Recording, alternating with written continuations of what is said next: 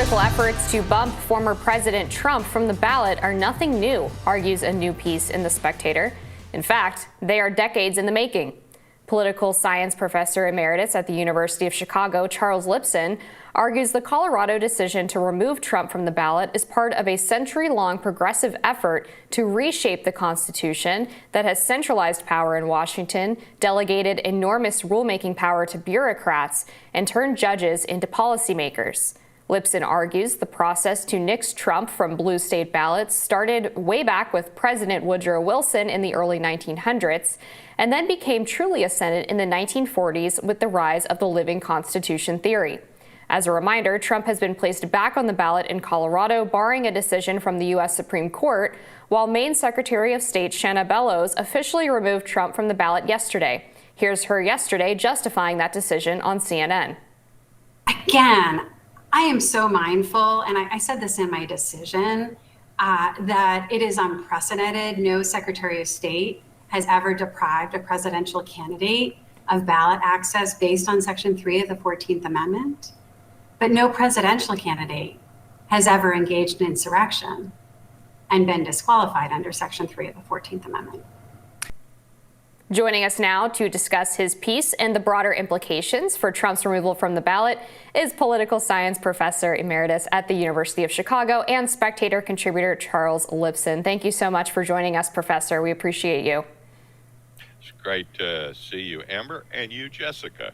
Absolutely. So let's start with the fact that I think there's been a misconception among the right for perhaps the past 5 or 6 years, ever since Trump appointed some new conservative justices to the Supreme Court, that Democrats and the left more generally didn't really care about the courts. I mean, your piece points out quite the opposite, in fact, that for a long time they've been quite interested in using the courts to engage in this judicial activism that perhaps changes elements of the Constitution and makes it easier for them to enact progressive policy.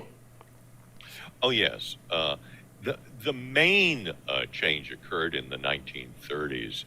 Up until 1937, the Supreme Court had ruled every major program that was undertaken by Franklin Roosevelt was unconstitutional.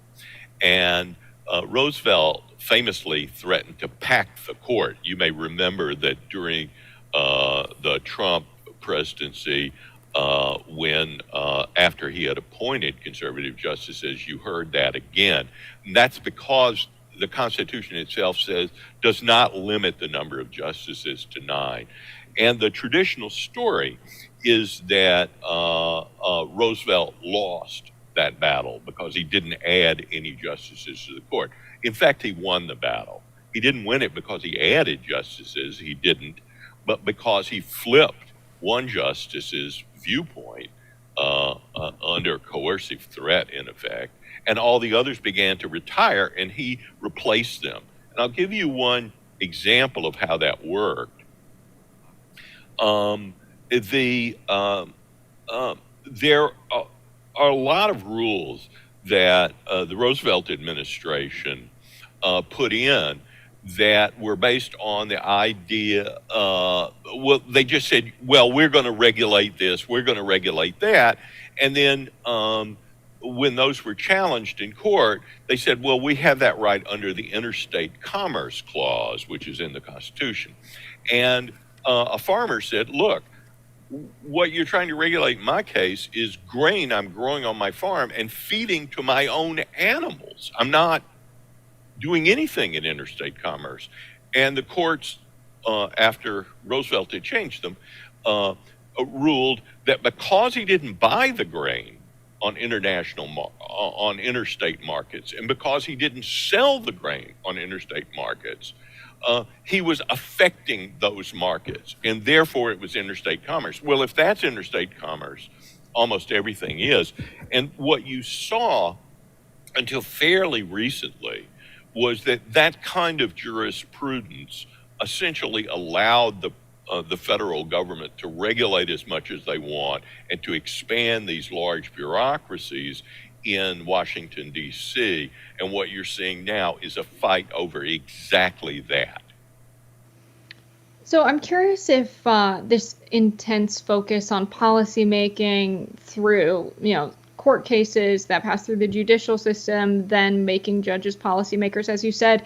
Is this partially the result of gridlock, in other words, inaction by Congress, their inability or refusal in many occasions to pass legislation, to make good policy? How much do you credit the current situation where we have so much focus on the judicial system to this failure of Congress to deliver for the American people?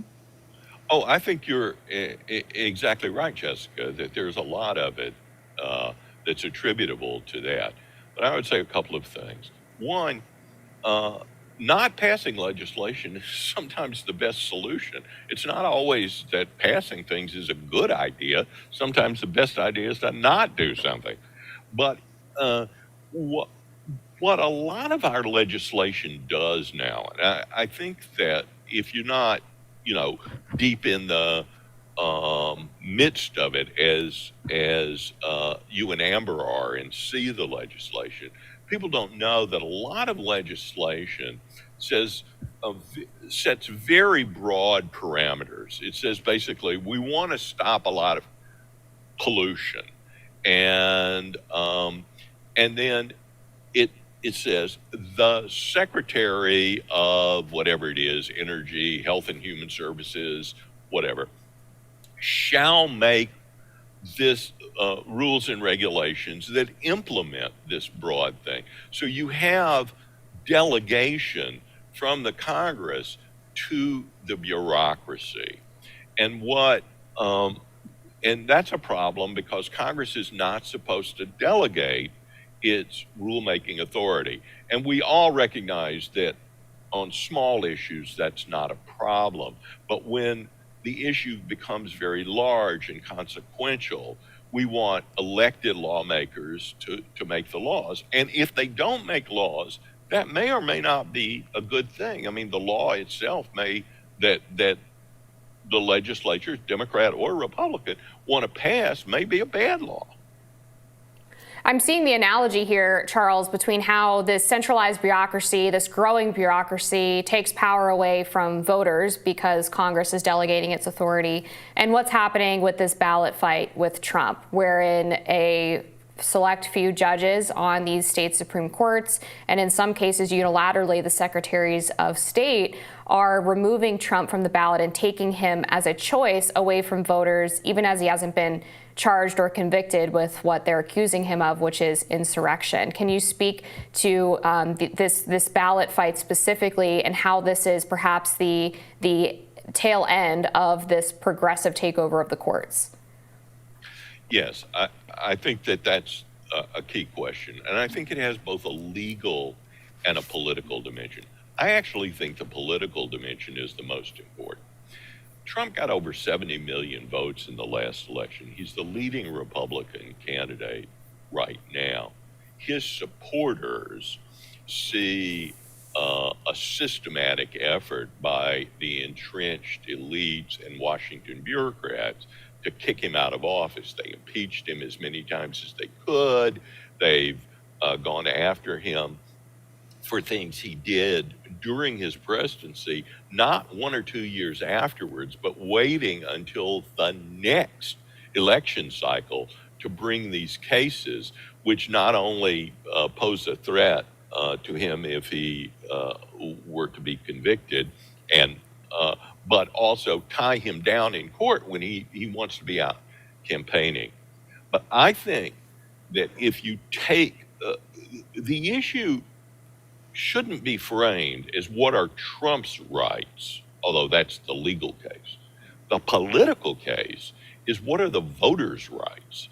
What rights do voters have to pick someone? And if you're going to rule somebody out, I'm not saying you can. If the person was 34 years old, he or she doesn't qualify to run for president. That's outside the Constitution. But if you're going to say that a major party's leading candidate cannot run, you have to make sure that that person has all the due process rights to fight it, that the Constitution is extremely clear on why he or she can't run, and ideally that there is a string of precedents.